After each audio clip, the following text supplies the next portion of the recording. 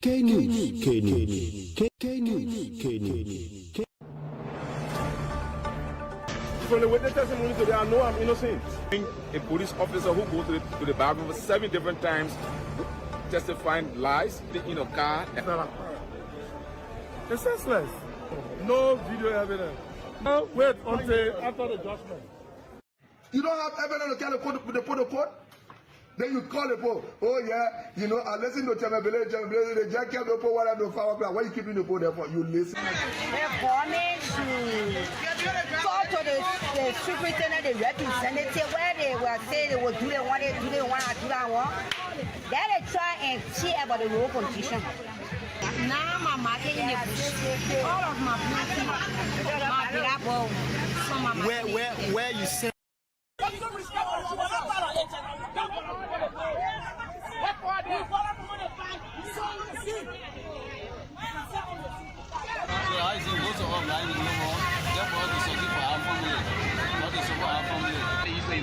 Under the former President Ria regime, but since the government took over, we don't have freedom in real life. It's a great challenge for us as a motorcyclist and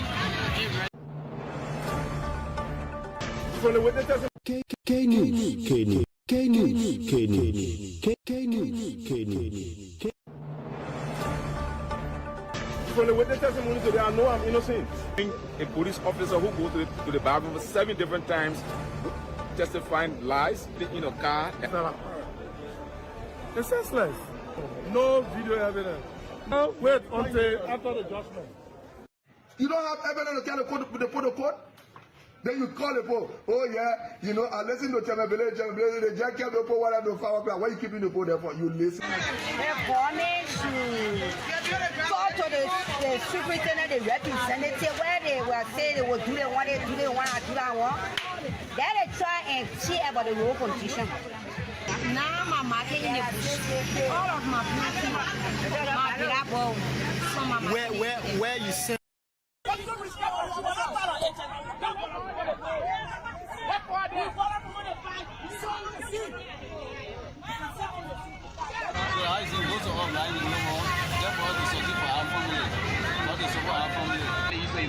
Under the former President Ria regime, but since the government took over, we don't have freedom in real life. It's a great challenge for us as a motorcyclist and in real life. I said to say we are failure or foreigner.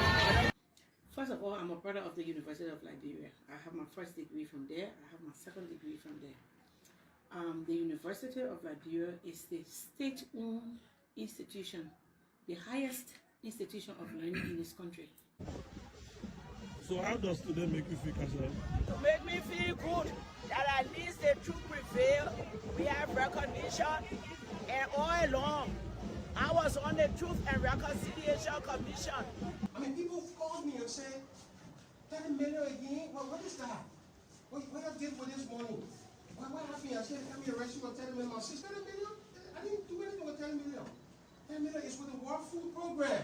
K News comes to you from the News and Current Affairs Department of Cool 91.9. You can listen to K News at 6 a.m., 2 p.m., and 6 p.m. every weekdays as we bring to you your news makers. K News, K News. Get all of the latest in the world of news. K News, K News, K News, K News.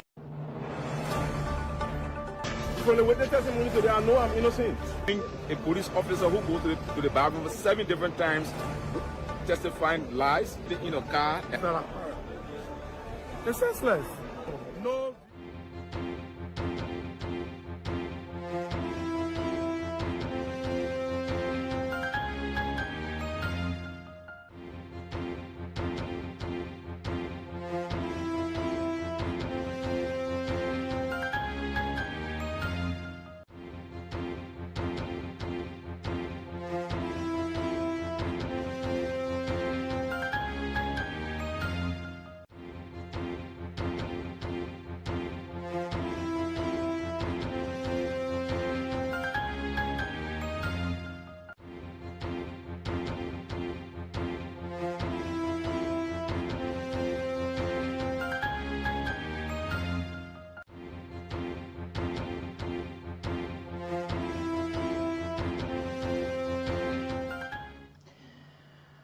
45 minutes of news about Liberia and other parts of the world is coming to you from Painesville, outside of the country's capital, Monrovia. Today is Tuesday, July 29, 2025.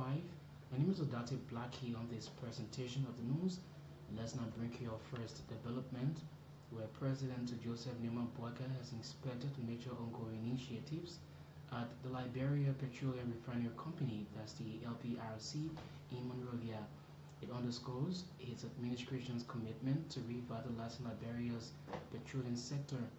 The inspection covered the LPRC Petroleum Laboratory, now nearing completion, and the construction of a massive petroleum storage facility intended to boost national forest reserves. President Boakai also reviewed a recently arrived vessel with a significant consignment of petroleum products. The shipment marks Liberia's first direct importation of petroleum products in more than 40 years, a milestone in strengthening the nation's forest supply independence. President Boakai was warmly received by LPRC staff, who acknowledged the progress made under his leadership. Liberian leader urged Liberians to place the national interest above personal gain, stressing that unity and collective effort are essential for moving the country forward. This is President Joseph Numa Boakai. But to move forward, we must first heal the divisions that threaten to pull us apart. Our development will not endure without reconciliation. Our future cannot take root without unity. That is why this year's theme, One People, One Destiny, Healing the Past and Building the Future, rings loud with such urgency. There is no greater task before us than building a Liberia that is good for all Liberians.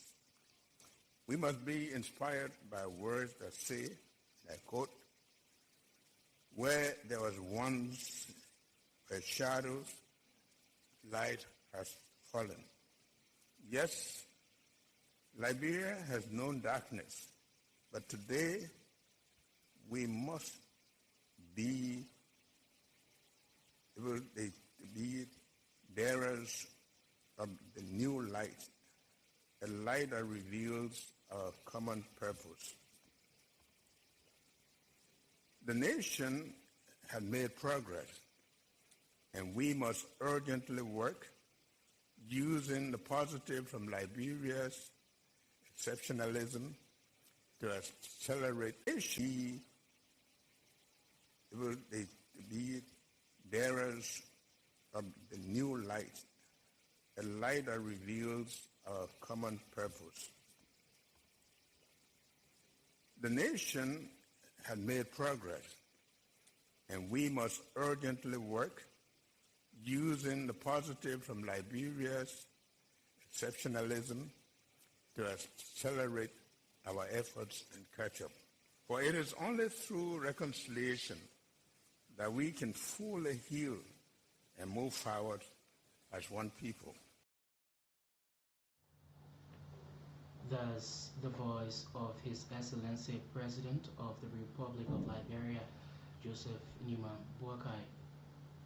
And now to this development, Finance and Development Planning Minister Augustine Ngafwan has clarified that Liberia has not yet secured a second compact under the U.S. Millennium Challenge Corporation, MCC. Making the clarification in Monrovia, Minister Ngafwan dismissed claims of an approved $500 million United States grant as false and misleading, stating that Liberia has only been reconsidered for reaffirmation. The finance boss further explained that the reaffirmation, if approved by MCC board, hopefully next week, will allow Liberia to resume its compact development process, which was paused due to recent transitions within the U.S. government and MCC leadership. Minister Ngafwan also revealed that Liberia recently received official communication from NCC Deputy Vice President Alicia Robinson Morgan confirming the proposal for reaffirmation. He emphasized that this step is crucial but distinct from final compact approval. Minister Ngafon urged the public to avoid confusion between eligibility, reaffirmation, and actual compact approval, and stressed that while Liberia remains hopeful, no funding has been approved yet. This is Minister Ngafon making the disclosure. This is Alicia Robinson Morgan, Deputy Vice President for Compact Operation, informing us that the MCC has proposed Liberia for reaffirmation and that the board is meeting early next week, sometime next week, to consider and possibly do the reaffirmation. So where we are, given all the indicators, we are hopeful that our country, your country, will be approved for reaffirmation. What does that mean? It means that where we were in the process, when the pause button was pressed, it means that the play button will be pressed. So where we were, we'll continue from there. And let me explain where we were. When you are declared eligible for compact development, what happens is that it's a process. It's a process where the country will work with the MCC to develop a compact proposal. In that process, there is something that is called a growth constraints analysis with the MCC team that you will hire.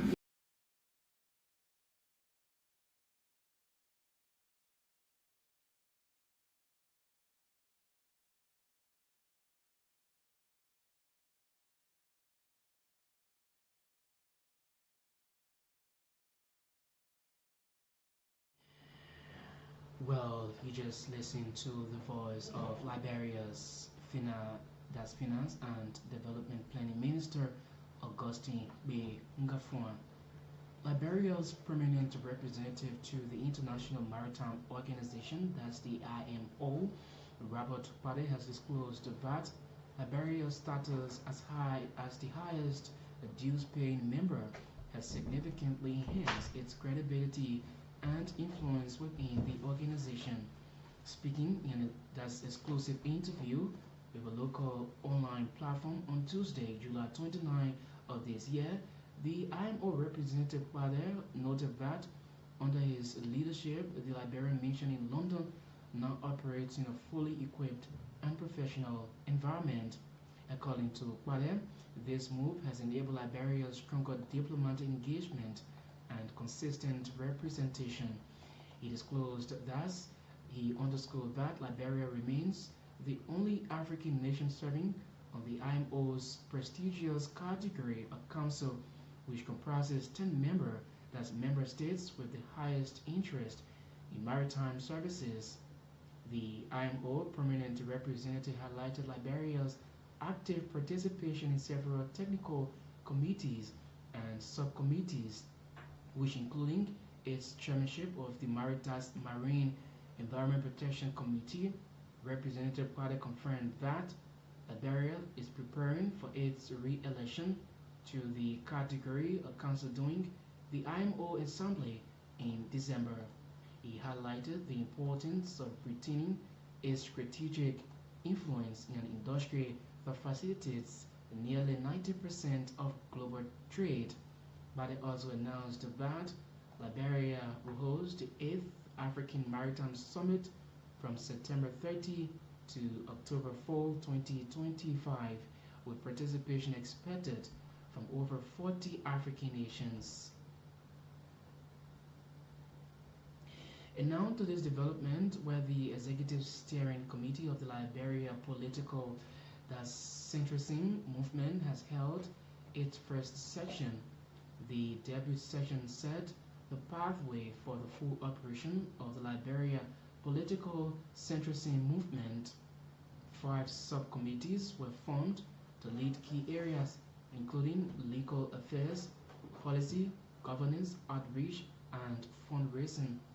The committees are expected to produce action plans ahead of the LPNC's formal launch set for late July or early August.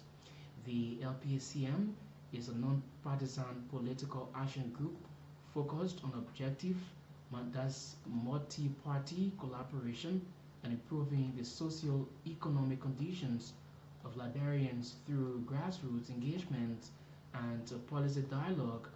The LPCM chairperson, Councillor Kanye Bakpala, has been speaking to K News.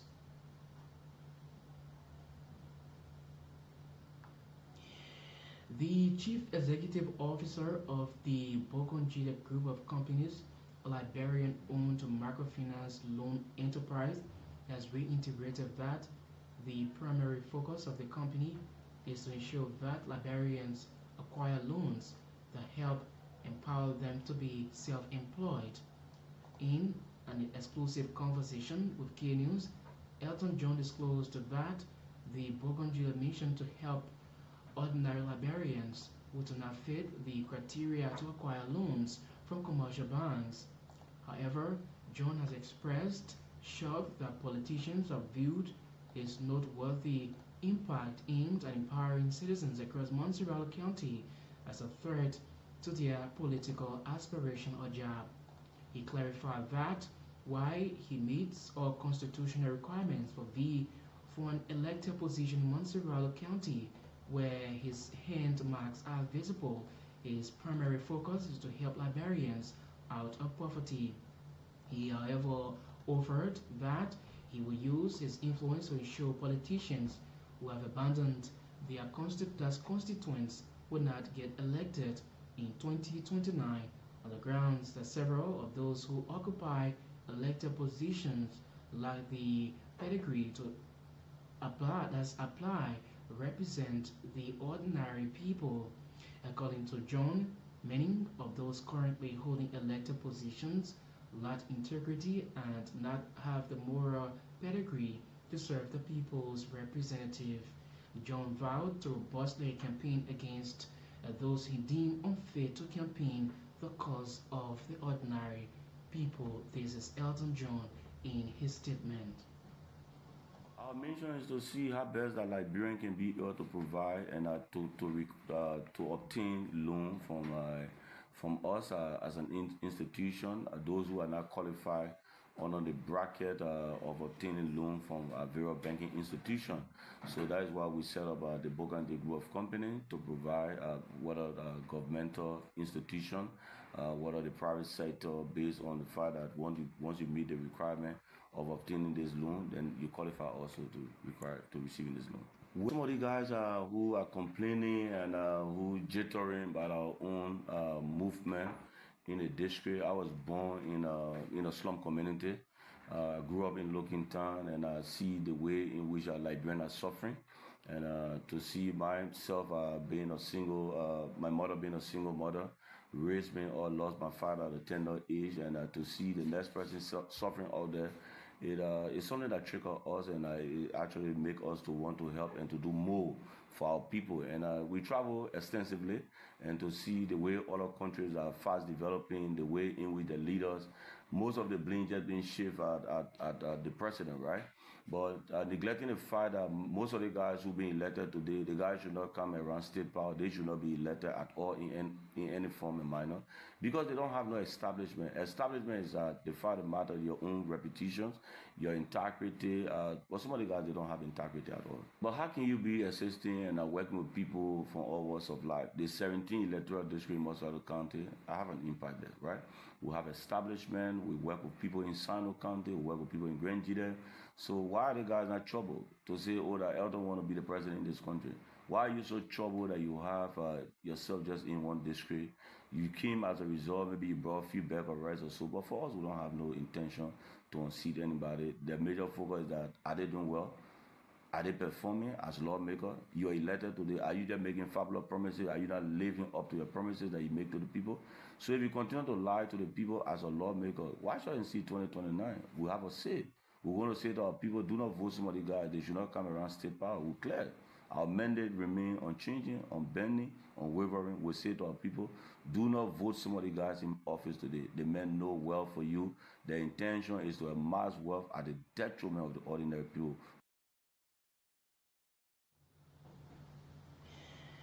Meanwhile, speaking on the reliability of loaners to refund loans, John named several prominent personalities whom he described as bad apples in the loan chain. He accused former Speaker J. Fonanti Kofa and enshrined husband of Representative Ellen Atterbury, Prince Anything Guerre, of forfeiting the loan repayment scheduled. According to John, former Speaker Kofa allegedly owes the Bokonchile group of companies the amount of 12,000 United States dollars. This is Elton John in his second statement. The source is that they are like-minded Liberians. The source is that they are like-minded Liberians who came together, and we started the business in 2008 from LU, very small, 10,000 Liberian dollars. Today, commitment, trustworthiness, honesty are brought us to where we found ourselves.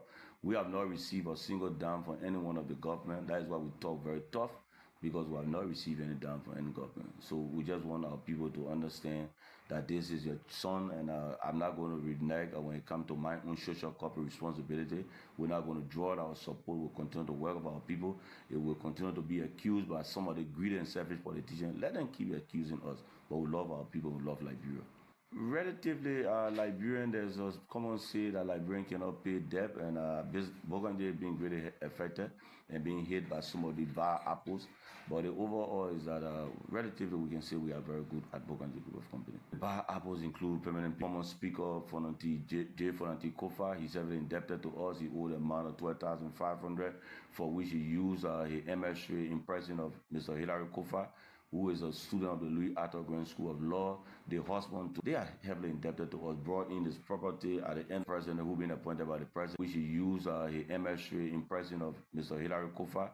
Overall is that relatively we can say we are very good at Burgundy Group of Company. The bad apples include permanent former Speaker J. Fonanti Kofa. He's heavily indebted to us. He owed an amount of $12,500 for which he used his MS3 in person of Mr. Hilary Kofa, who is a student of the Louis Arthur Grant School of Law. The husband, they are heavily indebted to us, brought in this property at the end president who been appointed by the president. Also, he also indebted to us. He issued a central bank check for which he have not come to receive a check. We called him every effort, but he have not lived up to it yet. So we called him to pay our money. There's no political undertone on our own quest, but the fact of the matter that we want our business to grow to another level. That is what we're concerned, and we say in this particular thing because we wanted to pay our cash.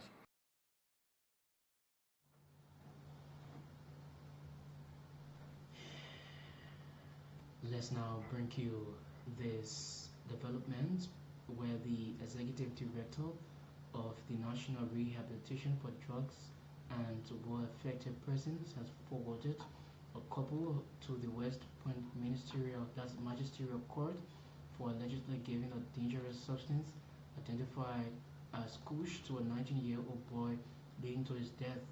Retired Colonel Augustine Nangbe, assisted by residents, seized the couple Jerry Colley and Titi Seaforth for drugging the victim, identified as Freedom Jala, around a popular ghetto known as Trench Town, located at the PHP behind the St. Theresa Convent on Valley Street. Colonel Nangbe explained that when the couple observed that the victim was unconscious after taking the kush, they chartered a tricycle and rushed him to the Catholic hospital, but the hospital reportedly refused to accept him because he was dead on arrival. Nangbe narrated that it was based on this background that he received a tip-off and rushed to the scene and apprehended the couple and transported them to the West Point Magisterial Court. The retired colonel pointed out that the victim was undergoing rehabilitation at his center but came to greet his relatives during the July 26 celebration, and his body was deposited at the John F. Kennedy Memorial Hospital in Monrovia.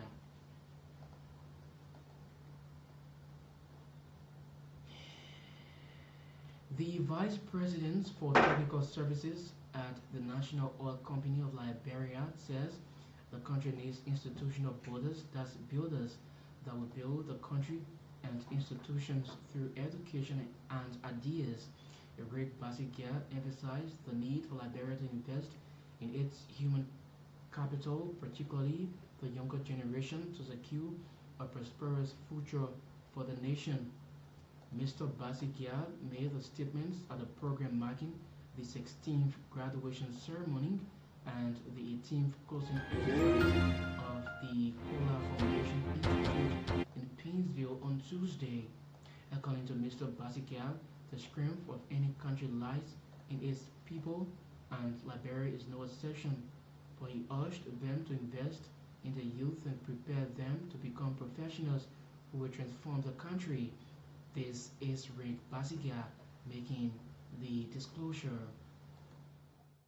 Has laid the bricks of discipline, curiosity, and commitment to learning.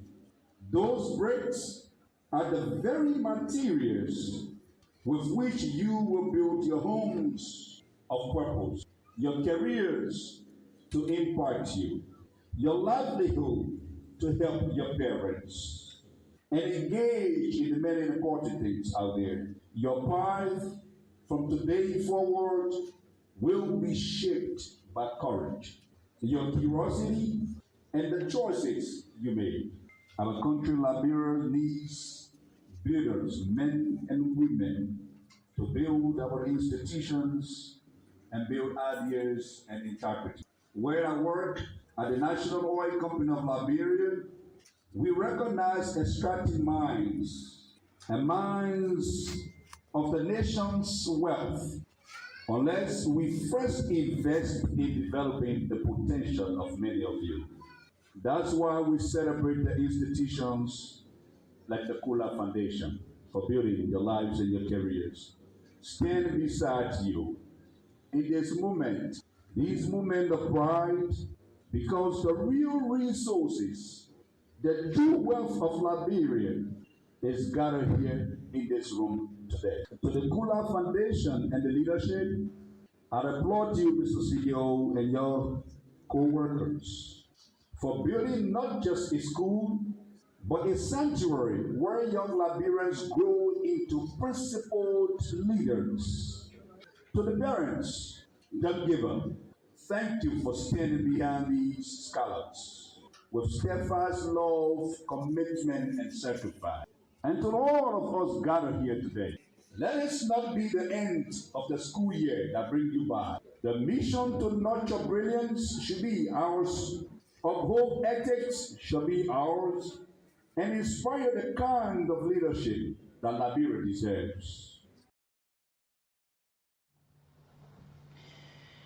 In his remarks, the executive officer of the Kola Foundation, Martin Kola, urged parents to instill moral discipline and values in their children, stressing that character foundation that's formation begins with children and investments of their parents.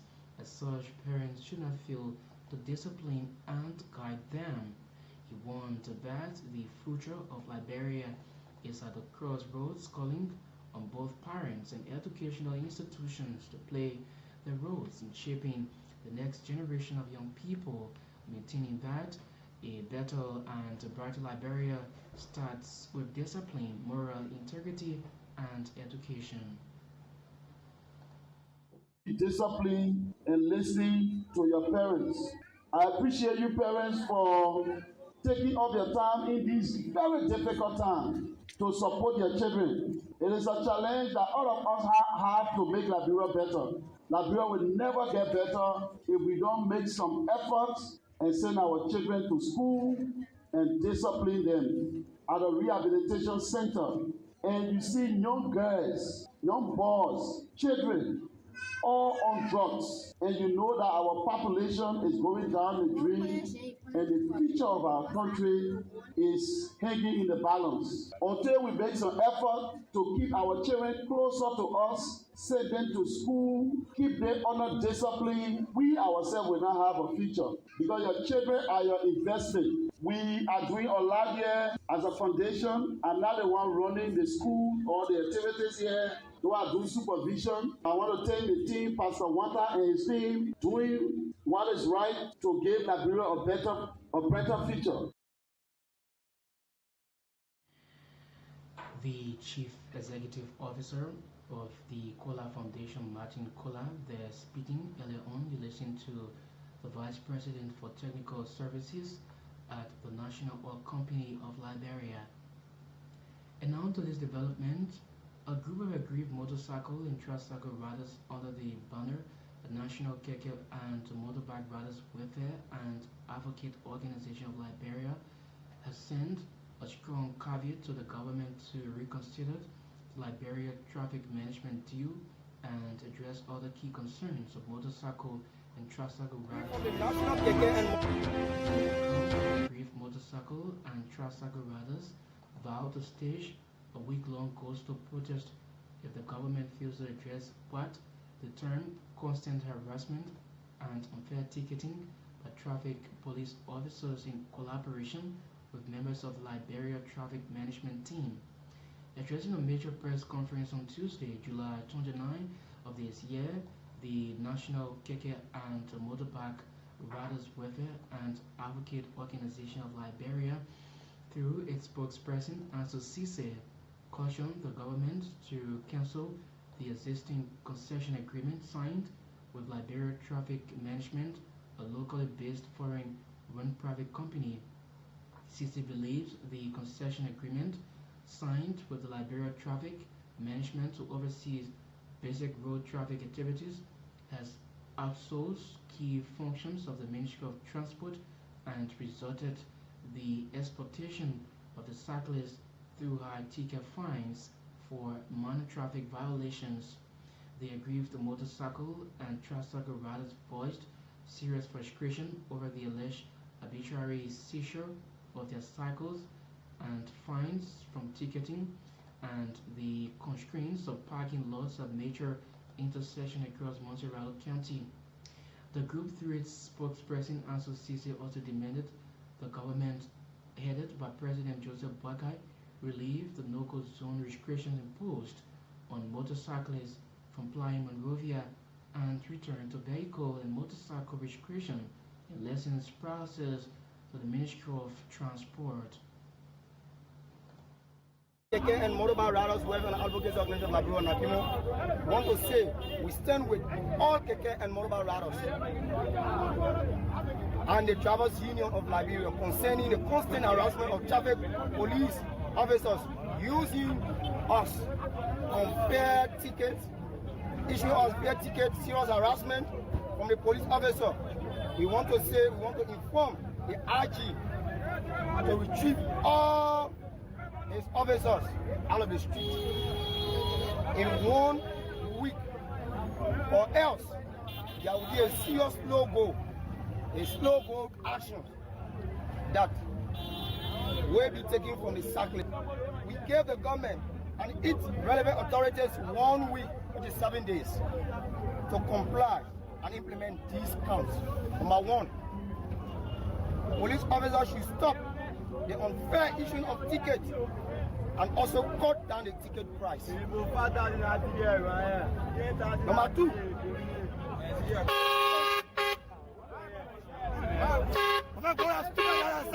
all his officers out of the street in 1 week, or else there will be a serious slow go action that will be taken from the cyclists.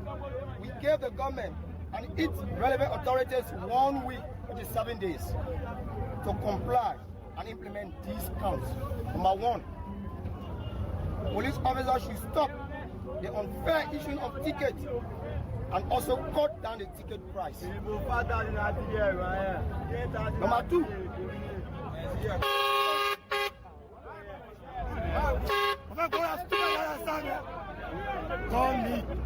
Number two, to stop the constant harassment of Keke riders and motorbike riders by the police. Number three, cancel all no-goes on tricycle and motorcycles in Monrovia. Number four, return all vehicles, tricycles and motorcycle registration to MOT. Number five, cancel all concession agreement between the Liberian government and the Liberian Traffic Management, LTM. That will be cancelled. are our demand to our government and the relevant authority.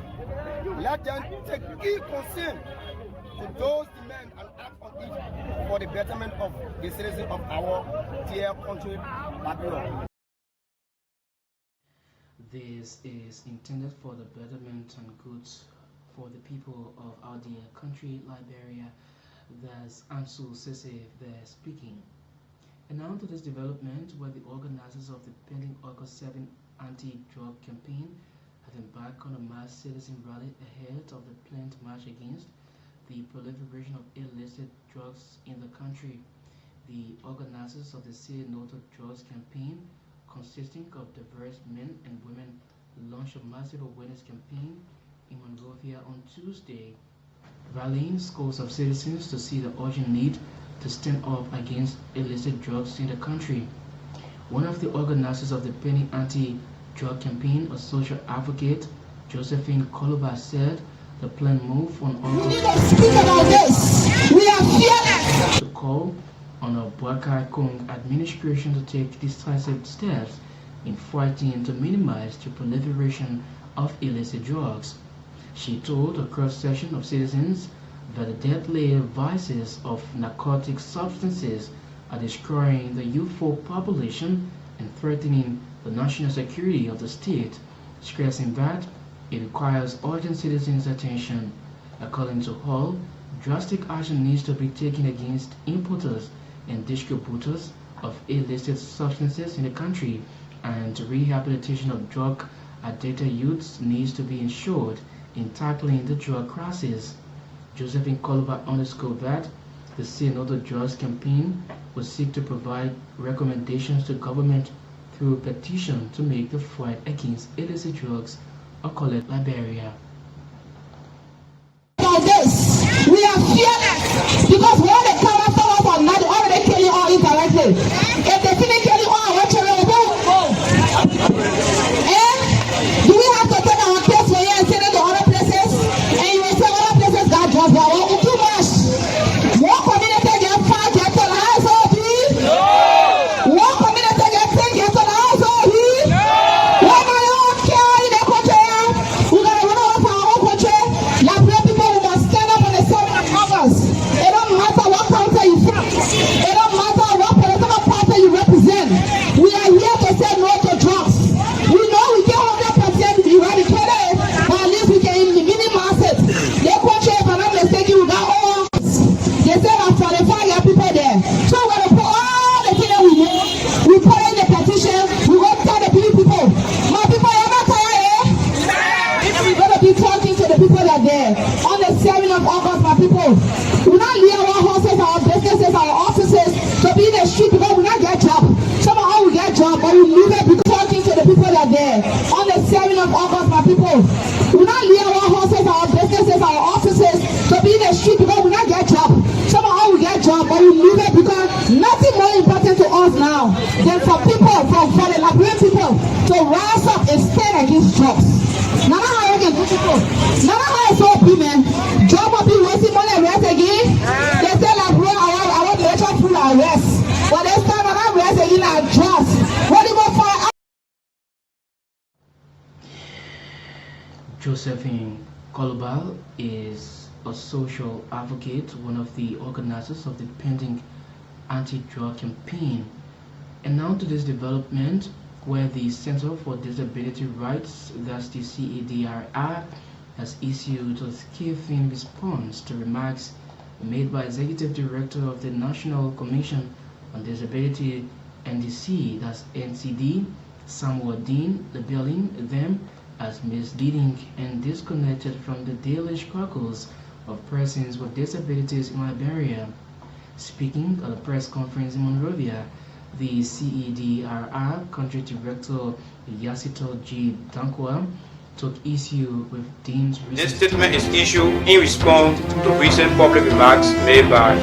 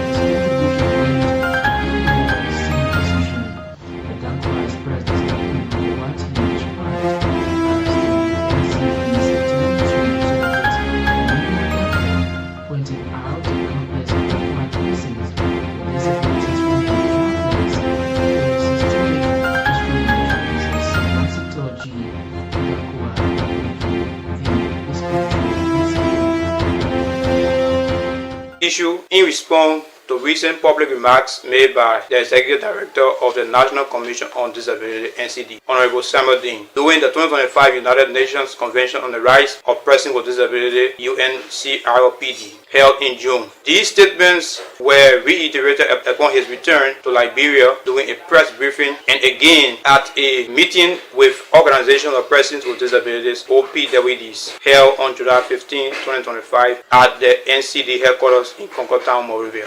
During these appearances, Honorable Dean claimed that the government of Liberia had appointed 5 persons with disabilities to strategic positions within government institutions. He named 3 directors within the NCD itself and Mr. Noah Zer Gibson, Deputy Director for Operation at the National Transit Authority. However, as the law mandates that the NCD be led by persons with disabilities, these 3 appointments are not exceptional. They are a legal requirement. Regarding Mr. Gibson, while we acknowledge his contributions, particularly his support Unity Party, Rise to Power, we believe he deserves an even higher role, perhaps at the ministerial or agency director level. We also note that the identity of the 5th appointee remains unknown. Meanwhile, dozens of qualified graduates with disability remains unemployed and face systematic discrimination solely due to their disabilities. Yet, the Executive Director celebrates 5 appointments. We are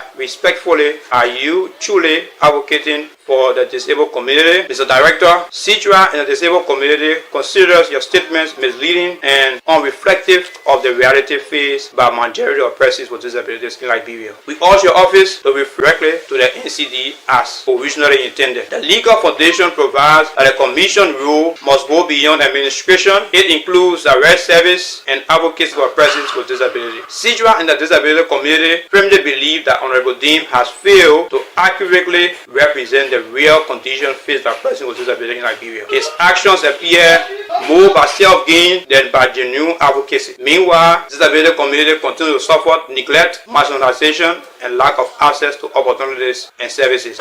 Disability remains. Meanwhile, the Center for Disabilities Rights, CEDRR, is urging President Joseph Boakai to appoint a disabilities advisor within his office. The group says the role is crucial for ensuring meaningful representation of persons with disabilities at the highest level of government. The CEDRR notes that while advisors exist for legal, youth, and security matters, no Liberian administration has ever appointed one for disability issues, a gap the same must be urgently addressed. The organization also criticized the routine distribution of food to persons with disabilities during holidays, calling it a temporary gesture that does little to serve long-term challenges. They are instead pushing for sustainable support that supports systems, including job access and a disability sustainable allowance. Furthermore, the Center for Disability Rights Incorporated, CIDRA, respectively urge the President of the Republic of Liberia, His Excellency Joseph N. Boakai, to appoint a dedicated disability advisor within the office of the President. This crucial step will ensure that persons with disabilities are meaningfully represented at the highest level of national decision making. A disability advisor will provide expert counsel to the President on matters affecting the disability community, including equality, disability, diversity, and social inclusion. This position is essential for fostering inclusive governance and promoting the rights and well-being of PWDs. At present, the President's office includes advisors on legal, youth, political, religious, and social affairs. However, the absence of a disability advisor is a glaring oversight, one that perpetuates systemic exclusion and discrimination against a significant segment of Liberian population. To our fellow citizens with disabilities, we must rise with one voice to claim what is rightfully ours. We must. He is the country director of the Center for Disability Rights, that's the CEDR, Yasito G. Dankwa there speaking. And now to go home on today's Tuesday, July 29, 2025 presentation of Cadence. Let's now bring you all international development where police in Angola say 4 people have been killed and 500 have been arrested after demonstrations in the capital, Luanda. what began as a 3-day strike by taxi drivers against rising petrol prices has escalated into one of the most widespread and disruptive waves of protest the country has seen in recent years. The thousands of people joined demonstrations in the capital on Monday that saw roads blocked, shops looted, cars destroyed, as well as clashes between demonstrators and police. Since Monday night, there have been reports of gunfire in parts of the capital of the country. With that, we now draw down curtains on today's presentation. Many thanks to everyone who contributed in making this news. As sources, Andrew Gamoyu sat and produced this presentation of the news. And many thanks to all of our reporters across the country for also contributing towards the sources of this presentation. Modati Blackie, represented from Painesville. Bye-bye.